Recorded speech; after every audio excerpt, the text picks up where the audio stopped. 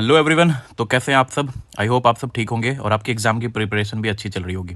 तो आज मैं क्लास 10th के मैथ बोर्ड एग्ज़ाम पे एक इम्पॉर्टेंट टॉपिक डिस्कस करने वाला हूँ कि आपके एग्ज़ाम का जो पेपर पैटर्न होगा वो कैसा होगा और कौन से चैप्टर से कितने मार्क्स के क्वेश्चन आएंगे। तो सबसे पहले हम स्टार्ट करते हैं। आपको पता होगा कि टोटल पेपर में 38 क्वेश्चन आते हैं और 38 क्वेश्चन जो होंगे टोटल 80 मार्क्स के होते हैं। अगर हम इसको चैप्टर वाइज डिस्कस करें तो चैप्टर वाइज में अगर हम देखते हैं तो रियल नंबर जो हमारा 6 मार्क्स का आता है, पॉलिनोमियल 4 मार्क्स का, लीनियर इक्वेशन 6 मार्क्स का, क्वाड्रेटिक इक्वेशन 5 मार्क्स का, अर्थमेटिक प्रोग्रेशन जिसको एपी कहते हैं वो 5 मार्क्स का, ट्राइंगल 9 मार्क्स का, कोऑर्डिनेट ज्योमेट्री 4 मार्क्स का, एंड ट्रिगोनोमेट्री 7 मार्क्स का, एप्लीकेशन ऑफ ट्रिगोनोमेट्री जिसको हाइट एंड डिस्टेंस कहते हैं वो 5 मार्क्स का, सर्कल 8 मार्क्स का आता है, area related to circle 4 marks का, surface area and volume 6 marks का, और स्टैटिक्स जो है 7 मार्क्स का, और एक और चैप्टर बचता है प्रोबेबिलिटी। तो प्रोबेबिलिटी जो है वो 4 मार्क्स का आता है। तो ओवरऑल टोटल जो होता है हमारा 80 मार्क्स का क्वेश्चन होता है। अगर आप देखें तो रियल नंबर से जो है 1 मार्क्स के एक क्वेश्चन आते हैं, 2 मार्क्स के एक क्वेश्चन आते हैं और 3 मार्क्स के एक क्वेश्चन आते हैं।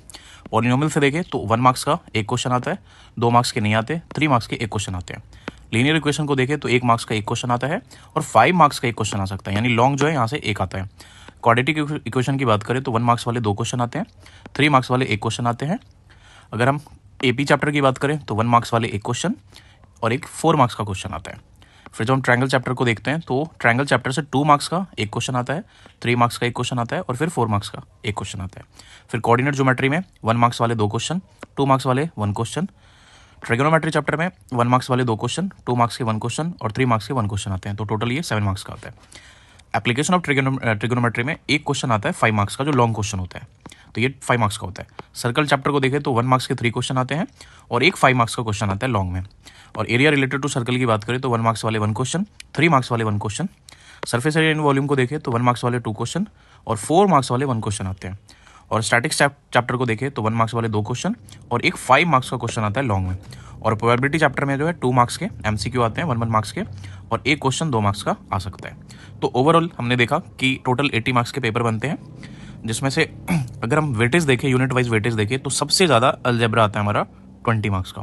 फिर ज्योमेट्री आता है 15 मार्क्स का, ट्रिगोनोमेट्री आता है 12 मार्क्स का, मेंसुरेशन 10 मार्क्स का, स्टैटिक्स एंड प्रोबेबिलिटी 11 मार्क्स का, नंबर सिस्टम छोटा सा टॉपिक है 6 मार्क्स का, और कोऑर्डिनेट ज्योमेट्री 6 मार्क्स का आता है। तो अगर आप पेपर के पैटर्न को देखें तो पेपर जो होता है वो 5 सेक्शन में डिवाइड होता है। Section A, section B, section C, section D और सेक्शन ई। तो सेक्शन ए जो है वो 20 एमसीक्यूज क्वेश्चन पूछे जाते हैं 20 मार्क्स के। सेक्शन बी में शॉर्ट क्वेश्चन होते हैं जो 2-2 मार्क्स के होते हैं और वो टोटल 5 क्वेश्चन पूछे जाते हैं। सेक्शन सी की बात करें तो उसमें 3 मार्क्स वाले जो है 6 क्वेश्चन पूछे जाते हैं। सेक्शन डी के 4 क्वेश्चन पूछे जाते हैं लॉन्ग क्वेश्चन जो 5 मार्क्स का होता है, जो कि सबसे हैवी वेटेज होता है 20 मार्क्स का। और सेक्शन ई जो होता है हमारा वो केस बेस्ड स्टडी होता है, जो 4 मार्क्स के होते हैं और वो 3 क्वेश्चन पूछे जाते हैं। तो ये टोटल हो जाता है 12 मार्क्स का। तो हमारी स्ट्रैटेजी क्या होनी चाहिए? तो सबसे बढ़िया स्ट्रैटेजी होती है कि आपको अगर अच्छा स्कोर करना है तो सबसे ज़्यादा आपको एनसीईआरटी रिवाइज करनी होगी।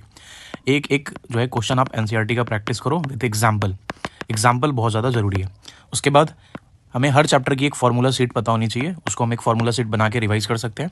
और सबसे ज़्यादा ज़रूरी है कि सॉल्व करना हमें प्रीवियस ईयर के पेपर, जैसे 24, 23 और 22। 2024, 2023 और 2022 के पेपर बहुत ज़्यादा ज़रूरी है। और हमें ध्यान देना है कि जो हमारे हाई वेटेज वाले चैप्टर हैं उनको सबसे पहले फिनिश करना है। और हमें क्या करना है, जब हम पेपर दे रहे होते हैं तो हमें सबसे ज़्यादा ध्यान देना है कि ईजी क्वेश्चन, चाहे वो किसी भी चैप्टर से हो, सबसे पहले हमें ईजी क्वेश्चन से स्टार्ट करना है। और अगर पॉसिबल हो सके तो एग्ज़ाम से पहले, जो कि आपका एग्ज़ाम 10 मार्च को होने वाला है, तो 10 मार्च से पहले आप कम से कम 5 मॉक पेपर सॉल्व कर सकते हो, चाहे वो प्रीवियस ईयर हो या किसी भी पब्लिकेशन का मॉक पेपर हो सकता है। तो आई होप आपको पूरा का पूरा वीडियो समझ में आ गया होगा और आई होप कि आप इसको गो थ्रू करके अच्छा मार्क्स स्कोर कर सकते हो। So thank you so much.